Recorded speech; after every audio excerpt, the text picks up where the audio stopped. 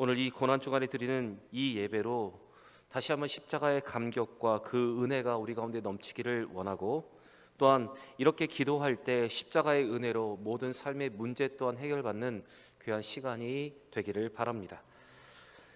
이번 고난주간 월요일부터 토요일까지 7번의 예배가 있습니다. 6일 동안의 새벽 예배가 있고 또 3일 저녁 오늘 이 수요 예배가 그것입니다. 저는 일주일 동안 이번 고난주간에 기도회를 준비하고 또한 말씀을 준비하면서 한 가지 기도를 덧붙였습니다. 바로 그것은 우리 모든 대형의 성도들이 이 7번의 예배에 모두 나와서 예배의 승리자가 되는 것, 바로 그것을 위해서 기도했습니다. 그래서 함께 모여 이 7번의 모든 예배를 지키고 기도함을 통해서 모두 은혜 받고 다시 한번 믿음의 동력을 회복하는 것이 저의 기도 제목이었습니다. 여러분, 일주일 동안의 새벽 예배 그리고 오늘 이 수요 예배까지 나오시는 것 참 힘든 것이라 또 알고 있습니다. 그러나 이 모든 시간을 다 참석하셔서 말씀을 듣고 기도하면 다시 우리의 믿음이 회복되고 우리의 은혜가 회복될 줄 믿습니다. 더 힘내셔서 끝까지 승리하시기를 바랍니다. 우리 옆에 분과 인사하겠습니다. 이제 3일 남았습니다. 인사하겠습니다. 이제 3일 남았습니다. 다시 인사하겠습니다. 끝까지 승리합시다. 인사하겠습니다. 끝까지 승리합시다. 끝까지 승리하실 줄 믿습니다.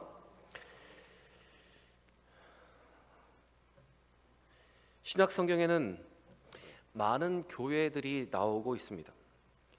그 교회들은 성령의 임재로 시작된 초대교회와 그 교회로부터 파송된 많은 선도자들을 통해서 세워진 교회였습니다. 그 많은 교회 중에서 데살로니와 같은 교회와 같은 모든 믿는 자들의 본이 되는 교회도 있었고, 또한 문제가 있는 교회들도 있었습니다. 그런데 문제가 있는 교회들 중에서 가장 문제가 많고 탈이 많은 교회가 있었는데 바로 그 교회가 바로 고린도 교회입니다. 고린도 교회는 많은 문제가 복합적으로 얽혀 있었습니다. 고린도 전후서를 자세하게 읽어보시면 약 그 교회는 10가지의 문제가 있었습니다. 이 고린도 교회에 있었던 가장 큰 문제 중에 하나는 바로 분열과 분쟁의 문제가 그들에게 있었다는 것입니다. 교회가 여러 개의 파벌로 나뉘어져 있었기 때문에 바로 그 분열의 문제가 가장 심각했습니다. 또 이 교회 안에는 출신 성분과 그들이 가지고 있었던 배경 지식 때문에 예수 그리스도를 온전히 주라 고백하지 못하는 성도들도 있었습니다. 바로 이 두 개의 가장 큰 문제점을 오늘 사도 바울은 그것을 지적하고 다시 예수 그리스도의 십자가로 그 문제를 해결하라고 하고 있습니다. 고린도 교회의 가장 큰 문제는 4개의 분파가 생겨서 교회에 분열이 생겨났다는 것입니다. 4개의 분파는 바울파, 아볼로파, 게바, 곧 베드로파, 그리고 예수 그리스도파, 이렇게 4파가 교회 안에 있었다는 것입니다. 이렇게 4개의 파별이 생겨난 이유가 있습니다. 먼저 고린도 교회는 바울이 개척을 했습니다. 바울이 2차 전도 여행 때 약 1년간을 머물면서 교회를 세웠고 또한 교회를 성장시켰습니다. 그리고 바울이 떠나간 뒤에 아볼로가 이 교회를 맡아 담임하여서 사역을 했습니다. 아볼로는 당시 헬라 철학의 중심지였던 이 알렉산드리아 출신의 유대인이었습니다. 아마도 아볼로는 이 헬라 철학의 영향 아래서 헬라 철학의 조예가 깊었고 뛰어난 언변 때문에 많은 사람들을 잘 가르쳤습니다. 그래서 아볼로의 이 사역을 통해서 교회가 성장하고 많은 사람들이 모여들기 시작했습니다. 이러한 교회의 사역 구조 속에서 고린도 교회는 바울에게 세례를 받고 바울의 가르침을 받은 사람들이 있었고, 또 후에 이 아볼로에게 세례를 받고 아볼로의 가르침을 받은 사람들이 있었습니다. 그래서 이 두 사람들의 노선이 갈라지고 있었습니다. 그런데 문제는 이 고린도 교회에 새로 유입된 성도들이 있었는데 그 중에 예루살렘에서 게바 곧 베드로의 가르침을 받고 모은 성도들이 있었습니다. 그들은 다시 자기들의 계파를 만들고 자기들을 베드로파라고 부르기 시작했습니다. 그래서 아볼로파, 바울파, 게바파가 생겨났는데 이 세 파에 다 포함되지 못한 사람들은 스스로를 그리스도파라고 부르면서 교회 안에 4개의 파벌이 생겨난 것입니다. 이뿐만 아니라 그 고린도 교회는 또 한 가지의 심각한 문제가 있었습니다. 그것은 무엇인가 하면 유대의 사고방식과 헬라적인 사고방식이 바로 진리와 충돌하고 있었습니다. 곧 인간의 경험과 인간의 지식 때문에 예수 그리스도를 받아들이지 못하는 교만의 문제가 그들 가운데 있었습니다. 앞에 있는 문제가 교회 안에 일어난 문제라면 바로 뒤에 있는 문제는 성도들 안에, 자기 안에 일어난 문제입니다.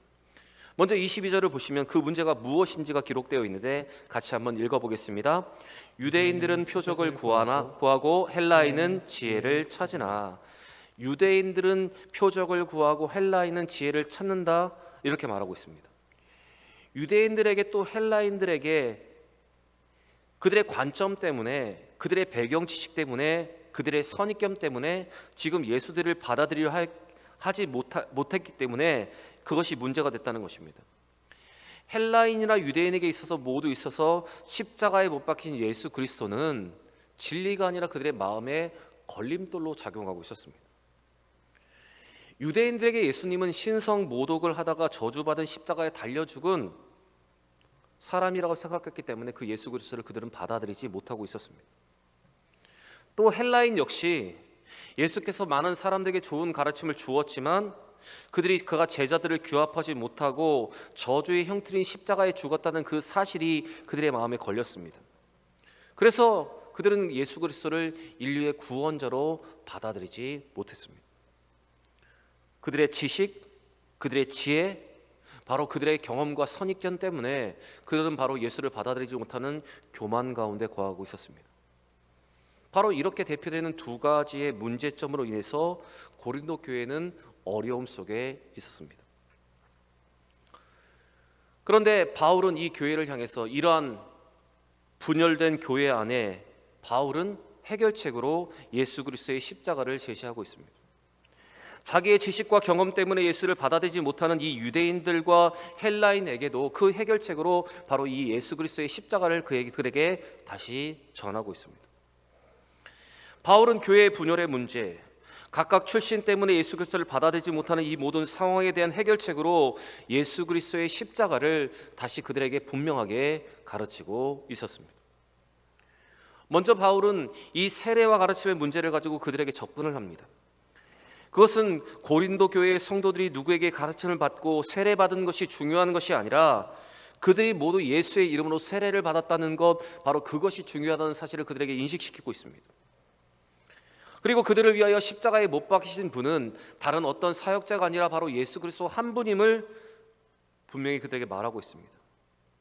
또 그들이 믿어서 구원을 얻게 된 것도 예수님 때문이 아니냐고 그들에게 지금 반문을 하고 있습니다.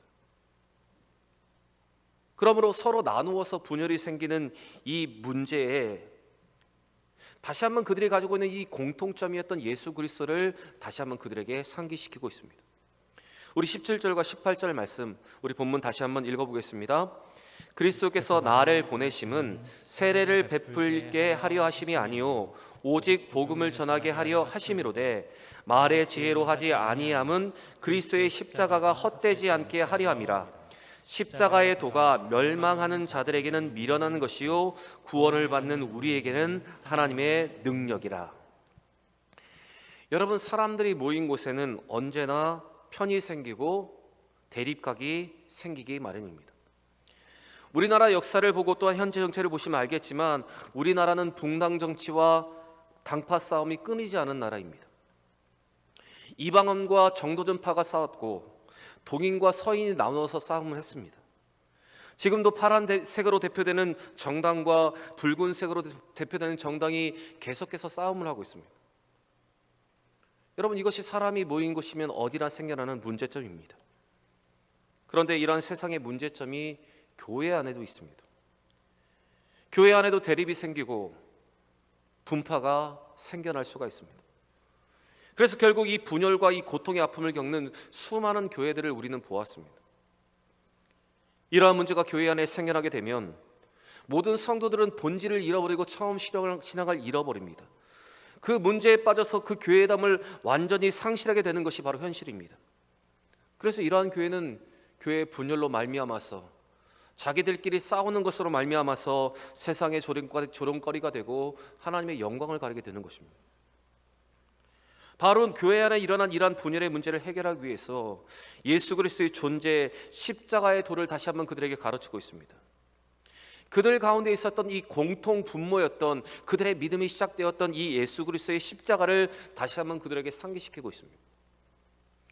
누구에게 세례를 받고 누구에게 가르침을 받고 어떤 출신과 어떤 배경 지식을 받는 것이 중요한 것이 아니라 그들의 마음에 영접한 분이 예수 그리스도시고 그들을 예수와 그의 십자가를 믿어 성령이 그들이 예수와 십자가를 믿어 성령을 받았고 그들이 하나님의 자녀가 되었다는 이 중요한 사실을 그들에게 다시 한번 상기시키고 있는 것입니다. 사실 여러분, 우리가 이 자리에 모여 있지만 우리는 예수 그리스도 때문에 이 자리에 모여 있습니다. 여기에 모인 우리는 다른 이해관계로 모인 것이 아니라 바로 예수 그리스도로 모여 있습니다.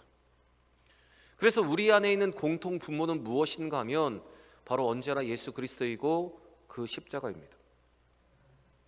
그런데 이 공통 분모가 우리 가운데 있지만 이것 외에 다른 것 때문에 우리의 교회 안에는 문제가 생겨날 수도 있습니다. 출신 지역으로 교회가 나뉘고 정치적인 이념과 관점으로 대립될 수도 있습니다. 그런데 대립의 문제, 그 분열의 문제를 잘 들어가 살펴보면 공통 분모인 예수 그리스도와 십자가 때문에 생겨나는 것이 아니라 십자가 외의 것들, 다른 것들 때문에 생겨나는 것이 대부분의 교회들입니다. 그렇기 때문에 우리는 우리 가운데 만약 예수 그리스도가 아닌 다른 문제로 문제가 발생된다면 우리는 우리 안에 있는 이 공통 분모인 예수 그리스도의 십자가로 다시 돌아갈 수 있어야 합니다. 분명 우리는 예수를 믿고 하나님의 자녀가 되었기 때문에 우리는 천국에서 분명히 다시 만날 것입니다. 그리고 그때 가면 왜 우리가 그것으로 싸웠는지, 어떤 것으로 싸웠는지 그 모든 것이 조차도 여러분 기억나지 않을 것입니다. 그렇기 때문에 우리는 중요한 것을 놓치지 않고 다른 것 때문에 우리의 마음이 나눠지는 것이 아니라 다시 한번 이 중요한 것을 가슴에 새기면서 우리는 다시 한번 하나 되는 믿음의 교회가 되어야 하는 것입니다. 에베소서에서 바울은 교회의 문제를 해결하게 한 진리를 다시 한번 이렇게 선포하고 있습니다. 자, 에베소서 4장 4절부터 6절의 말씀을 우리 자막을 보시면서 같이 함께 읽겠습니다. 몸도 하나요 성령도 한 분이시니 이와 같이 너희가 부르심의 한 소망 안에서 부르심을 받았느니라. 주도 한 분이시요 믿음도 하나요 세례도 하나요 하나님도 한 분이시니 곧 만유의 아버지시라. 만유 위에 계시고 만유를 통일하시고 만유 가운데 계시도다. 여러분, 만약 우리 교회 가운데 우리 믿음의 공동체 가운데 이런 문제가 생겨난다면, 또 생길 가능성이 있다면 우리는 다시 이 말씀을 깊이 묵상하고 다시 십자가로 돌아가 우리 앞에 있는 그 십자가의 감격을 다시 한번 되새김을 통해서 우리의 모든 불필요한 모든 문제를 우리는 해결해야 합니다.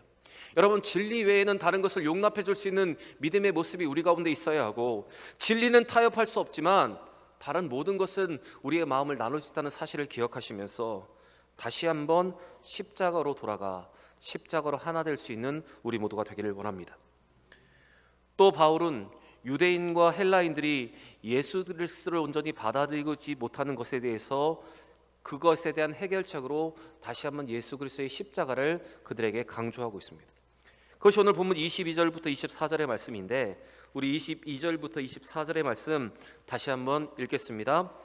유대인들은 표적을 구하고 헬라인들은 지혜를 찾으나 우리는 십자가 못 박힌 그리스도를 전하니 유대인들에게는 꺼리는 것이요 이방인들에게는 미련한 것이로되 오직 부르심을 자들에게는 유대인이나 헬라인이나 그리스도는 하나님의 능력이요 하나님의 지혜니라. 아멘.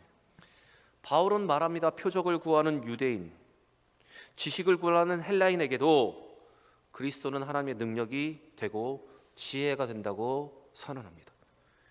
왜냐하면 인간을 구원하시려고 하나님의 계획이 그리스도로 말미암아 성취되었기 때문입니다.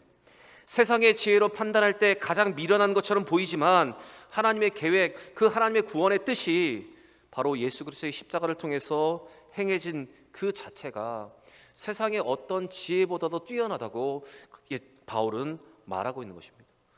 그러면서 결론적으로 그는 이렇게 말합니다. 오늘 30절과 31절의 말씀도 자막을 보시면서 함께 읽겠습니다.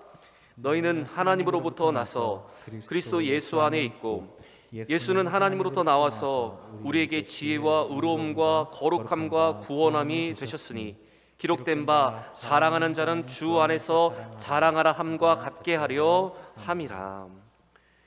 여기에서 하나님께로부터 났다는 것은 하나님의 주권적인 계획 아래 있다는 말입니다. 또 그리스도께서 하나님께로부터 나왔다는 것은 하나님이 그 예수 그리스도를 이 땅에 보내셨다는 뜻입니다. 또한 우리에게 지혜와 의로움과 거룩함과 구원이 되셨다는 것은 예수 그리스도의 십자가 달리심으로 우리를 모든 죄에서 깨끗해 하여 주시고 우리를 의롭다 칭해 주신 그 하나님의 은혜를 말하는 것입니다. 그렇게 스스로 자랑할 것이 없는 인간은 자랑하려면 그 십자가를 자랑하고 그 주의 계획 아래서 모든 것을 자랑하라는 분명한 바울의 선언입니다. 여러분, 우리의 삶에 만약 교만의 문제가 생겨서 우리의 배경 지식과 우리의 경험 때문에 예수 그리스도를 우리가 잘 받아들이지 못한다면, 또한 우리의 믿음의 공동체 안에 예수 그리스도가 아닌 다른 문제가 우리 가운데 발생된다면 우리는 다시 가장 기초적인 신앙, 우리의 근본적인 시작으로 우리는 다시 한번 돌아가야 합니다. 가장 근본적인 그 문제에서부터 우리 자신을 돌아보면서 우리가 무엇으로 시작됐는지를 우리는 다시 한번 되새겨야 합니다. 여러분, 죄인된 우리는 그리스도를 통해 구원을 받았습니다. 우리는 우리의 공로를 자랑할 수 없는 연약한 인간입니다. 그렇게 우리는 하나님의 이 섭리 앞에서 잠잠해야 하고 우리 자신의 것을 자랑하는 것이 아니라 우리는 언제나 십자가를 자랑하고 예수의 은혜 안에 거하는 것을 우리는 자랑해야 합니다. 또 분열의 문제가 우리 가운데 있다면 우리로 하나 되게 하신 그 십자가를 더 깊이 묵상함으로 우리는 다시 그리스도로 그 십자가로 하나가 되어야 하는 것입니다. 사랑하는 여러분, 교회가 분열되는 것은, 그리스도 중심으로 하나 되지 못하는 것은 어떤 이유든 간에 하나님의 뜻에 역행하는 것입니다. 왜냐하면 예수님은 그 고난의 십자가를 앞두고 간절히 이렇게 기도하셨기 때문입니다. 요한복음 17장 11절의 말씀, 우리 이 예수님의 기도를 다시 한번 집중해 보기를 원합니다. 함께 읽겠습니다. 나는 세상에 더 있지 아니하오나 그들은 세상에 있사옵고 나는 아버지께로 가옵나니 거룩하신 아버지여 내게 주신 아버지의 이름으로 그들을 보존하사 우리와 같이 그들도 하나가 되게 하옵소서. 여러분, 이것이 우리를 향한 예수님의 기도였습니다. 여러분, 우리는 우리의 삶에서 우리의 지식과 경험과 지혜를 앞세우면 우리 가운데 교만의 문제가 생길 수 있습니다. 또 예수 그리스도가 아닌 다른 것을 강조할 때 우리 가운데 이 파벌의 문제가 생겨날 수 있습니다. 그때 우리가 무엇으로 이 문제를 해결할지를 여러분 오늘 이 말씀을 통해서 다시 한번 기억하시고 다시 예수 살고 다시 예수의 십자가로 나올 수 있는 여러분과 제가 되기를 원합니다. 우리의 모든 문제의 해결은 우리 구주 예수 그리스도의 십자가 아래 있습니다. 다시 십자가로, 다시 복음으로 큰 은혜를 회복하는 여러분과 저의 삶이 되기를 원합니다.